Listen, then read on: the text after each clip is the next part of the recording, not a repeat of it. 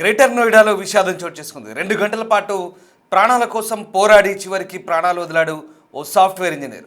కాపాడండి అంటూ వేడుకుంటూ మరీ మృతి చెందాడు. పొగమంచు కారణంగా అర్ధరాత్రి నీటి గుంతలోకి కారు దూసుకెళ్ళింది. వెంటనే కారు పైకెక్కి తన తండ్రికి ఫోన్ చేసి విషయాన్ని తెలిపాడు సాఫ్ట్వేర్ ఇంజనీర్. కాపాడండి నాన్న అంటూ తండ్రిని వేడుకున్నాడు ఆ కొడుకు. తన కొడుకు పరిస్థితిపై వెంటనే పోలీసులకు సమాచారం ఇచ్చి ఘటనా స్థలానికి చేరుకున్నారు పోలీసులు. ఎన్డీఆర్ఎఫ్, ఎస్డీఆర్ఎఫ్ బృందాలు రెస్క్యూ ఆపరేషన్ చేపట్టాయి బలగాలు. అరుపులు వినిపిస్తున్నా ఎక్కడ ఆచూకీ కనిపించలేదు. తెల్లవారుజామున 4 గంటల సమయంలో సాఫ్ట్వేర్ ఇంజనీర్ మృతదేహం లభ్యమైంది. దీంతో విషాదం చోటు చేసుకుంది. గ్రేటర్ నోయిడాలో ఓ లేక్లో జరిగిన ఈ ఘటన కలకలం రేగింది. ఓ సాఫ్ట్వేర్ ఇంజనీర్ కారు అదుపు తప్పి లేక్లోకి దూసుకెళ్లడంతో ఈ ఘటన చోటు చేసుకుంది. అయితే రెస్క్యూ బృందాలు ప్రస్తుతం ఈ ఘటనపై సహాయక చర్యలు చేపట్టినప్పటికి కూడా అతని ప్రాణాలు కాపాడలేని పరిస్థితి అయితే కొనసాగింది. అర్ధరాత్రి దట్టంగా కమ్ముకున్న పొగమంచు, అంతలోనే ఊహించని ప్రమాదం. ఓ యువటెక్ కారు అదుపు తప్పి లోతైన నీటి గుంతలోకి దూసుకెళ్ళింది. ఎలాగోలా కారు పైకి ఎక్కి అతను తనను రక్షించాలంటూ తండ్రికి ఫోన్ చేశాడు. ఆయన సమాచారంతో అధికార యంత్రాంగం అంతా అక్కడ చేరుకుంది. అతని గొంతు వినిపిస్తున్న సహాయక చర్యలు మాత్రం ఆలస్యమయ్యాయి. చివరకు అతను ప్రాణాలు కోల్పోయాడు. యూపీలోని గ్రేటర్ నోయిడాలో ఈ విషాదం అయితే వెలుగు చూసింది.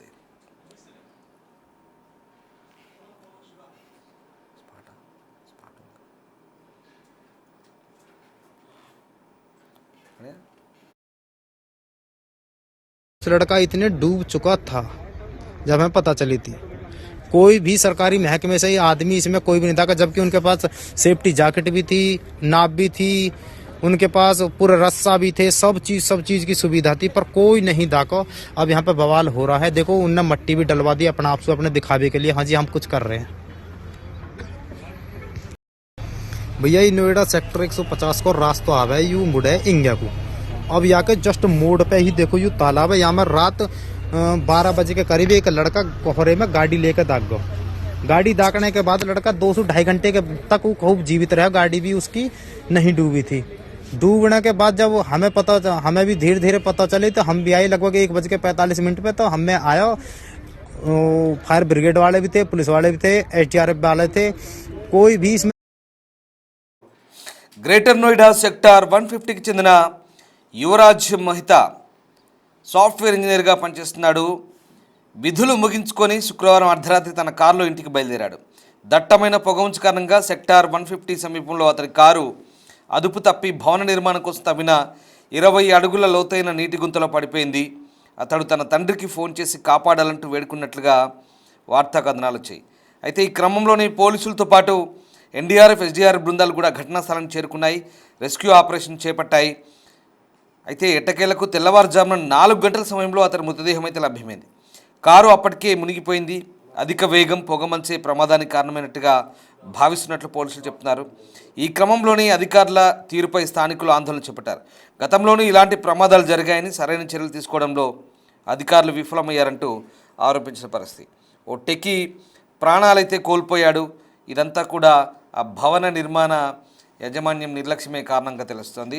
గ్రేటర్ నోయిడా సెక్టార్ 150 సమీపంలో వేగంగా వెళ్తున్న కారు అదుపు తప్పి డ్రైన్ బౌండరీని బద్దలు కొట్టి నీటితో నిన్న బేస్మెంట్లోకి దూసుకెళ్లడంతో 27 ఏళ్ల ఆ సాఫ్ట్వేర్ ఇంజనీర్ మృతి చెందిన ఘటన కలకలం రేపింది. సహాయం కోసం పదే పదే కేకలు వేసినప్పటికీ అతని తండ్రి పోలీస్ సిబ్బంది సమక్షంలో సుదీర్ఘమైన రెస్క్యూ నిర్వహించినప్పటికీ అతను మరణించాడు. సెక్టార్ 150లో జరిగిన ఈ ఘటనలో దట్టమైన పొగమంచు కారణంగానే కారు అదుపు తప్పి లోతైన కాలువగూడ విరిగి నీటితో కూడిన ఆ నేలమాలిగలో పడిపోయింది. నాలెడ్జ్ పార్క్ పోలీస్ స్టేషన్ పోలీసులు, అగ్నిమాపక సిబ్బంది, ఎస్డీఆర్ఎఫ్, ఎన్డీఆర్ఎఫ్ దాదాపు 4.5 గంటల పాటు సహాయక చర్యలు చేపట్టి చివరికి ఆ వ్యక్తిని 30 అడుగుల లోతు నీటిలో ఉన్నటువంటి గుంతలోంచి బయటకు తీశారు. అతన్ని ఆసుపత్రి తరలించారు. అక్కడ వైద్యులు అతన్ని మరణించినట్లు ధృవీకరించారు. బాధితుడిని 150లోని సెక్టర్ 150లోని టాటా యురేకా పార్క్స్ సొసైటీ నివాసి యువరాజ్ మెహతాగా గుర్తించారు. అతను గురుగ్రామ్లోని సెక్టార్ 54లోని డన్ హంబీ ఇండియాలో సాఫ్ట్వేర్ ఇంజనీర్గా పనిచేస్తున్నాడు. అతను అప్పుడప్పుడు ఆఫీస్కి వెళ్తూ ఇంటి నుండి కూడా పనిచేస్తుంటాడు. అయితే ఆఫీస్కు వెళ్ళి వస్తున్న క్రమంలో ఈ ఘటన జరిగింది.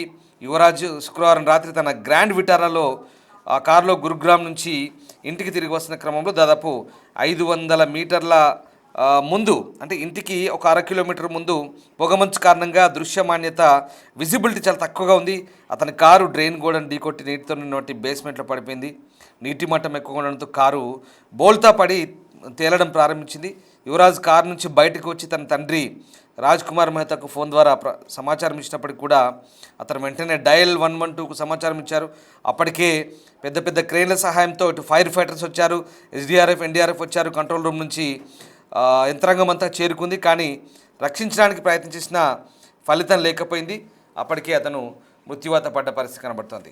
మా ప్రతినిధి శివ ఢిల్లీ నుంచి జాయిన్ అవుతున్నారు. శివ, గ్రేటర్ నోయిడాలో జరిగిన ఈ ఘటన ఒకసారిగా అధికారుల నిర్లక్ష్యాన్ని, అలాగే అక్కడ కన్స్ట్రక్షన్ సంబంధించినటువంటి కొంత నిర్లక్ష్యం కొట్టొచ్చినట్టు కనబడుతోంది.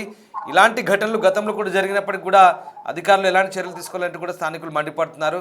అసలు ఏం జరిగింది, ఘటనకు సంబంధించి పూర్తి సమాచారం ఏంటి?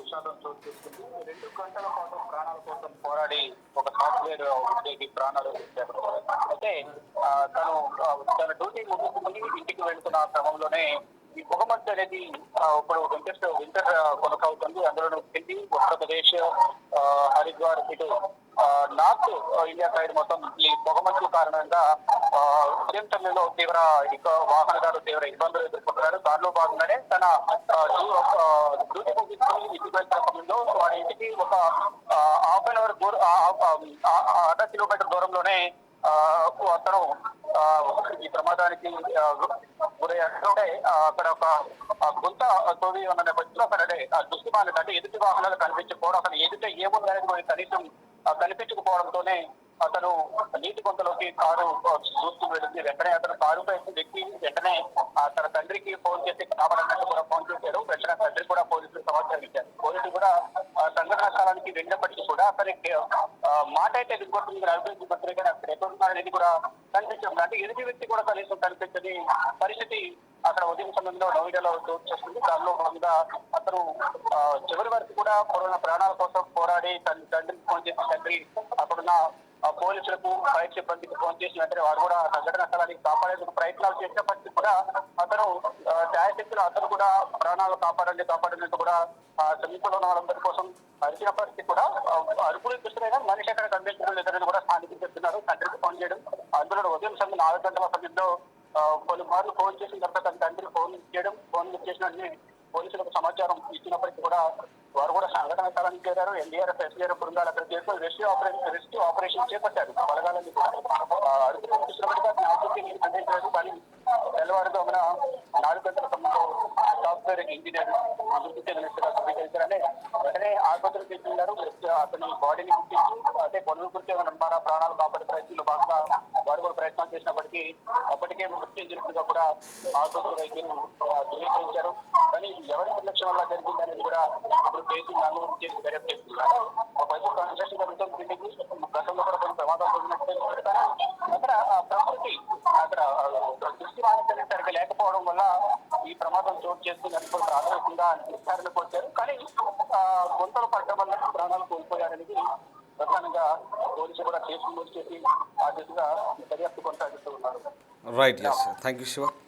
సో పొగమంచు కారణంగా ఈ ప్రమాదం జరిగినట్టుగా ప్రాథమికంగానైతే నిర్ధారించారు. సాఫ్ట్వేర్ ఇంజనీర్ ఓవర్ స్పీడ్, అలాగే పొగమంచు కారణంగా అతని కారు దూసుకెళ్ళింది. అయితే అప్పటికే అతను రక్షించడానికి చేసిన ప్రయత్నాలన్నీ కూడా విఫలమయ్యాయి. రక్షణ ప్రయత్నంలో యువరాజ్ కారు పైన అప్పుడప్పుడు నిలబడి తాను బతికి ఉన్నానంటూ చూపించడానికి తన టార్చ్ ఆన్ చేసి సహాయం కోసం అరిచాడు. అయితే చీకటి, దట్టమైన పొగమంచు, పూర్తిగా ఏమీ కనబడని పరిస్థితి, జీరో విజిబిలిటీ, అవన్నీ కూడా ఆటంకం కలిగించాయి. దీంతో రక్షణ కష్టమైంది. విపరీతమైన చలి, బేస్మెంట్ లోపల నిర్మాణంలో ఉన్న స్తంభాలను ఢీకొట్టే ప్రమాదం ఉన్నందున పోలీసులు, అగ్నిమాపక సిబ్బంది నీటిలోకి దిగడం మానేశారు. ఈ విషాదకర సంఘటన అంతా యువరాజ్ తండ్రి తన కొడుకును కాపాడమని పోలీసులను, ఫైర్ ఫైటర్స్ను పదే వేడుకున్నాడు. తెల్లవారుజామున 1:45 ప్రాంతంలో యువరాజ్ కారుతో పాటు పూర్తిగా నీటిలో మునిగిపోయాడు. ఎస్డీఆర్ఎఫ్ బృందం తర్వాత సంఘటనా స్థలానికి చేరుకుంది. కానీ అవసరమైన పరికరాలు లేకపోవడం వల్ల విజయం సాధించలేదు. తర్వాత ఘజియాబాద్ నుంచి ఎన్డీఆర్ఎఫ్ బృందాన్ని పిలిపించారు. దాదాపు 1.5 గంటల తర్వాత ఘటనా స్థలానికి చేరుకున్న బృందం 2.5 గంటల పాటు రెస్క్యూ నిర్వహించారు. స్టీమర్, టార్చిల్స్ ఉపయోగించి చివరికి యువరాజును నీటి నుంచి బయటకు తీసి అపస్మారక స్థితిలో ఉన్న అతన్ని నాలెడ్జ్ పార్క్లోని కైలాస్ ఆసుపత్రికి తీసుకెళ్లారు. అక్కడ వైద్యులు అతను చనిపోయినట్లుగా ప్రకటించారు. బాధితుడు తండ్రి, బంధువులు, గ్రామస్తులు ఘటనా స్థలంలో ఉన్న డెలివరీ సిబ్బంది రెస్క్యూ ఆపరేషన్లో జాప్యం జరిగిందంటూ ఆరోపించారు. పోలీసులకు ఇచ్చిన ఫిర్యాదులో రాజ్ కుమార్ మెహతా నోయిడా అథారిటీ నిర్లక్ష్యంగా వ్యవహరించిందంటూ ఆరోపించారు. డ్రైన్ దగ్గర బారికేడింగ్ లేదా రిఫ్లెక్టర్లు లేవంటూ చెప్తున్నారు. ఇక సెక్టార్ 150 నివాసితులు డ్రైన్ చుట్టూ బలమైన బ్యారికేడింగ్, రిఫ్లెక్టర్లు, సైన్ బోర్డులు ఏర్పాటు చేయాలంటూ పదే డిమాండ్ చేసినప్పటికీ ఎట్లాంటి చర్యలు తీసుకోలేదంటూ ఆరోపిస్తున్నారు. పదే అభ్యర్థన చేసినప్పటికీ ఎటువంటి భద్రత ఏర్పాటు చేయకపోవడం వల్ల తరచూ ఇలాంటి ప్రమాదాలు జరుగుతున్నాయంటూ ఆరోపిస్తున్నారు. దీంతో ఇలాంటి మళ్ళీ పునరావృతం కాకుండా అధికారులు చర్యలు తీసుకోవాలంటూ డిమాండ్ చేస్తున్నారు. దీనికి బాధ్యులైన అధికారులను కూడా సస్పెండ్ చేయాలంటూ డిమాండ్ చేస్తున్నారు. అయితే ఈ మృతుడి తండ్రి Raj Kumar Mehta state bank of India నుంచి రిటైర్డ్ డైరెక్టర్గా చెప్తున్నారు. అతని భార్య కొన్ని సంవత్సరాల క్రితం అనారోగ్యంతో మరణిస్తే పెద్ద కుమార్తె యునైటెడ్ కింగ్డమ్లో ఉంటుంది. ప్రాథమికంగా పొగమంచు కారణంగా వాహనం అధిక వేగం అలాగే కంట్రోల్ కోల్పోయింది. దీంతో నేరుగా లోతైన నీటిలో పడిపోయింది. మృతుడి తండ్రి ఫిర్యాదు మేరకు దర్యాప్తు జరుగుతున్నట్టుగా నాలెడ్జ్ పార్క్ పోలీస్ స్టేషన్ అధికారులు చెప్తున్నారు. సో మొత్తం మీద సెక్టార్ 150లో నోయిడాలో ఇప్పటికీ రియాలిటీ ఊపందుకుంది. గ్రేటర్ ఢిల్లీ అలాగే greater Noida, NCR, Delhi NCR ప్రాంతాల్లో విపరీతమైనటువంటి కట్టడాలు కొత్తగా వస్తున్నాయి. కన్స్ట్రక్షన్ ఫీల్డ్ ఊపందుకుంది. దీని నేపథ్యంలోనే భారీ కట్టడాలు కట్టడాలు కడుతున్న క్రమంలో స్థానికంగా ఆ ప్రాంతం అంతా కూడా ఏవైతే గుంతలు తీశారో వాటి చుట్టూ కనీసం ఫెన్సింగ్ లేదా బ్యారికేడ్లు లేదా కనీసం సైనింగ్ బోర్డులనే ఏర్పాటు చేయాల్సి, రిఫ్లెక్టర్లు ఇట్లాంటివన్నీ ఏర్పాటు చేయాల్సి ఉంది. కానీ ఆ జాగ్రత్తలు తీసుకోలేదు. గతంలో కూడా చాలామంది అలాంటి గుంతల్లో పడిపోయారు. అయినప్పటికీ కూడా జాగ్రత్తలు తీసుకోకపోవడంతో ఓ సాఫ్ట్వేర్ ఇంజనీర్ ఏకంగా కారు అందులోకి దూసుకెళ్ళి అందులో పడి చనిపోయిన ఘటన తీవ్ర విషాదాన్ని అయితే ఇక్కడ కనిపిస్తోంది. ఎందుకంటే కాపాడమంటూ ఎంత అరిచినా కూడా ఎవ్వరూ ఏం చేయలేని పరిస్థితి. నిజంగా చాలా దారుణమైన పరిస్థితి. ఆఖరికి టార్చ్ లైట్ పెట్టి నేను ఇక్కడ ఉన్నాను, నన్ను కాపాడండి, నా మాట వినండి, నన్ను చూడండి అంటే కూడా ఆ మంచులో జీరో విజిబిలిటీ, అంత దట్టమైన పొగమంచు, చలి, విపరీతమైన చలి. పాపం చివరికి తన తండ్రి అందరినీ వెంటేసుకొని వచ్చి ఆ ప్రాంతం అంతా గాలించినా కూడా ఎక్కడా ఏమీ చేయలేని పరిస్థితి. ఆఖరికి ప్రాణాలు కోల్పోయాడు. ఇక్కడ అధికారుల నిర్లక్ష్యం కొట్టొచ్చినట్టు కనిపిస్తుంది. ఎవరైతే కన్స్ట్రక్షన్ జరుపుతున్నారో ఆ యాజమాన్య నిర్లక్ష్యం కనిపిస్తుంది. కనీసం దాని చుట్టూ సైనింగ్ బోర్డులు లేదా అక్కడ ఒక ఇండికేషన్స్ లాంటివి పెడితే జాగ్రత్తగా ఉండేవాళ్ళు. అట్లీస్ట్ ఇక్కడ సాఫ్ట్వేర్ ఇంజనీర్ తప్పు కూడా కనిపిస్తుంది. ఓవర్ స్పీడు, ఆ జీరో విజిబిలిటీలో, పొగమంచులో, దట్టమైన మంచులో అంత స్పీడ్గా వెళ్ళడం, దాని ద్వారా కంట్రోల్ కోల్పోవడం, నేరుగా అందులోకి గుంతలోకి పడిపోవడం, ఇది అతని చావుకు కారణమైంది. చాలా దారుణమైన పరిస్థితి. ఇప్పటికైనా ఆ ఢిల్లీ ప్రాంతంలో ఉన్నటువంటి వాతావరణానికి అనుకూలంగా వాహనదారులు కాస్త నెమ్మదిగా వెళ్లాల్సిందంటూ పోలీసులు కూడా విజ్ఞప్తి చేస్తున్నారు. ఇది ఢిల్లీకే పరిమితం కాలేదు. తెలంగాణ రాష్ట్రంలో, తెలుగు రాష్ట్రాల్లో కూడా చాలా ఉష్ణోగ్రతలు పడిపోతున్నాయి. జీరో విజిబిలిటీ ఉంది. ఈ కారణంగా వాహనాలు నెమ్మదిగా నడపాలి. ఓవర్ స్పీడ్ ర్యాష్ డ్రైవింగ్ ప్రమాదాలకు కారణంగా మారుతుంది. కాబట్టి ప్రతి ఒక్కరికి కూడా ఇది జాగ్రత్తగా మెసులుకోవాల్సిన అవసరం అయితే కనిపిస్తుంది. అయితే ఈ ఘటనపై ప్రస్తుతం పోలీసులు దర్యాప్తు చేస్తున్నారు.